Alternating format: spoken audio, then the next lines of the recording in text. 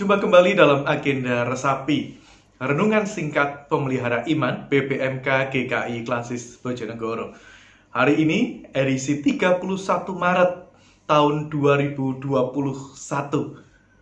Mari kita bersama-sama siapkan hati kita hening sejenak.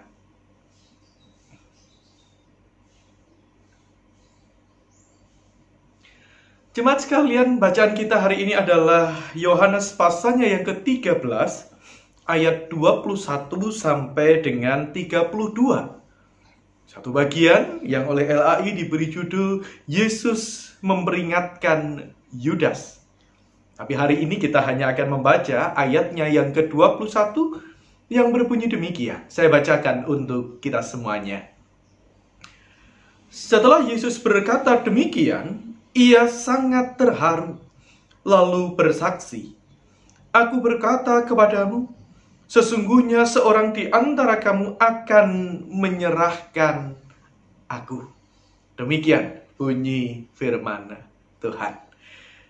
Jemaat sekalian yang dikasihi oleh Tuhan, apa yang menjadi respon saudara ketika saudara mendengar ada satu berita tentang sebuah tindak kejahatan?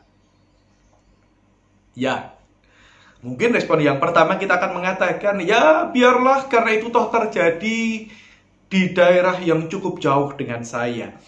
Biarlah itu menjadi pergumulan mereka, toh tidak berkaitan langsung dengan saya. Apalagi sudah jauh saya tidak kenal lagi. Ya, kita hanya sekedar mendengar.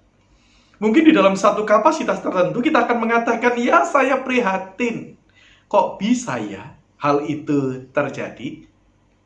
Dalam kesempatan yang lain ketika kita mendengar berita yang sama, atau mungkin dalam sebuah kadar kejahatan yang lebih memprihatinkan, katakanlah berita yang kita terima oleh karena ledakan bom yang terjadi di gereja katedral Katolik di sana.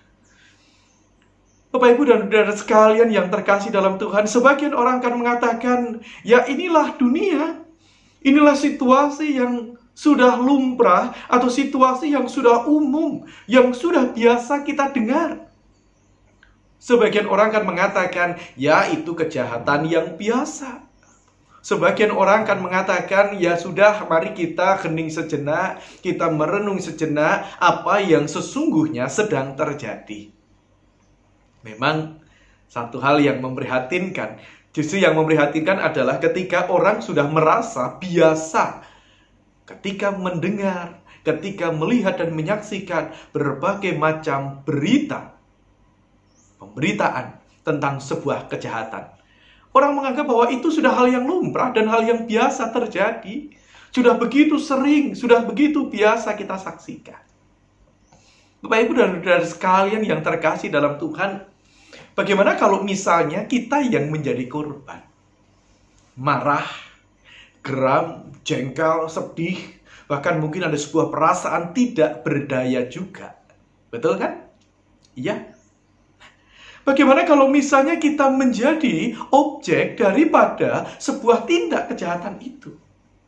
Wah, kabar atau kadar kemarahan dan kejengkelan kita akan menjadi berlipat kali ganda. Dan salah satu kejahatan yang terjadi, yang dilakukan oleh orang yang dekat dengan kita, atau pengkhianatan. Wah, itu adalah sebuah kejahatan yang menguras pemikiran kita, menguras perasaan kita, dan membangkitkan sebuah amarah, membangkitkan sebuah kesedihan yang sangat menyayat. Ya, itulah yang sebenarnya juga sedang dialami oleh Kristus. Di dalam ayatnya yang ke-21 itu diungkapkan, aku sangat terharu, atau ia sangat terharu. Kenapa? Karena ada orang yang sangat dekat. Ada orang yang sekian lama juga hidup bersama-sama, tetapi akan menyerahkannya, akan berkhianat. Ada kesedihan, ada kedukaan yang sangat-sangat dalam. Yesus terharu. Yesus sangat terluka dan Yesus sangat pedih ketika mengetahui hal itu. Tetapi Bapak, Ibu, dan saudara sekalian yang terkasih dalam Tuhan, apa yang dilakukan oleh Yesus tidak hanya terhenti di situ.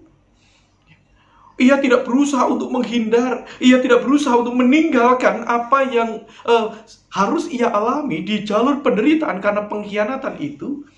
Ayatnya yang ke-20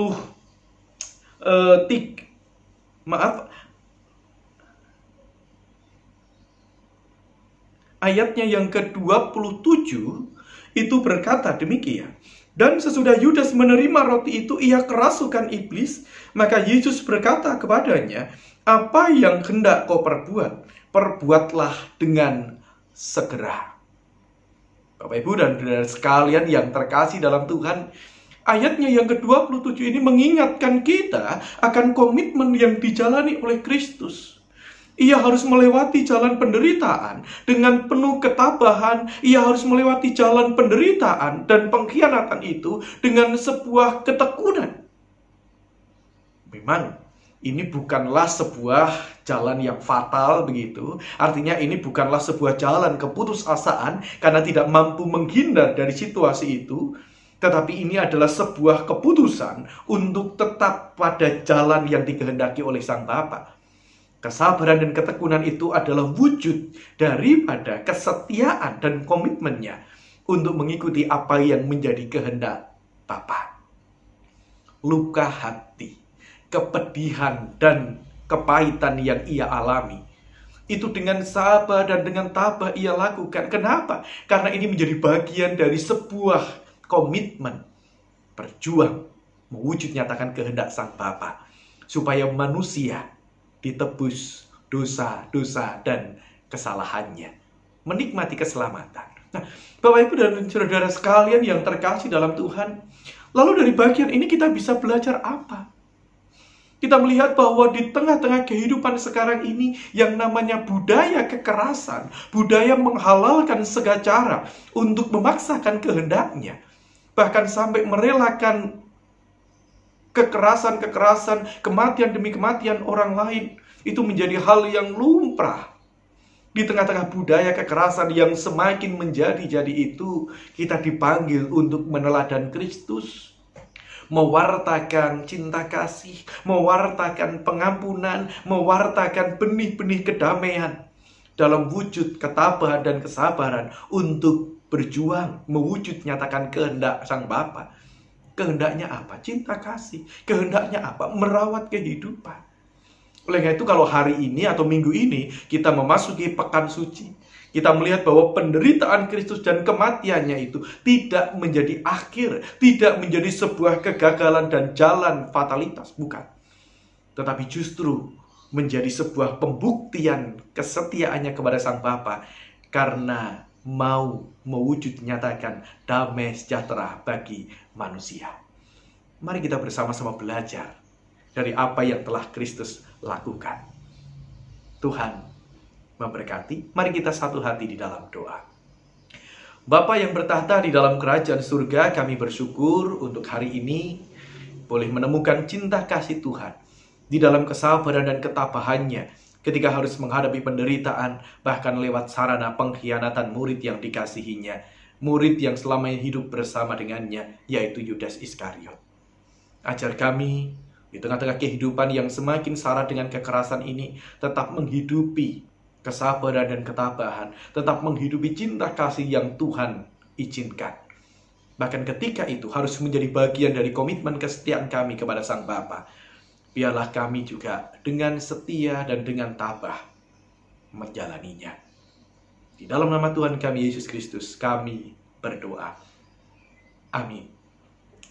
Jemaat sekalian yang dikasihi oleh Tuhan, rekan-rekan di lingkup BPMK GKI Klasis Bojonegoro, juga jemaat-jemaat sekalian yang sudah sekian waktu bersama-sama dengan kami tim Resapi, kami sampaikan bahwa hari ini untuk sementara adalah edisi terakhir Resapi.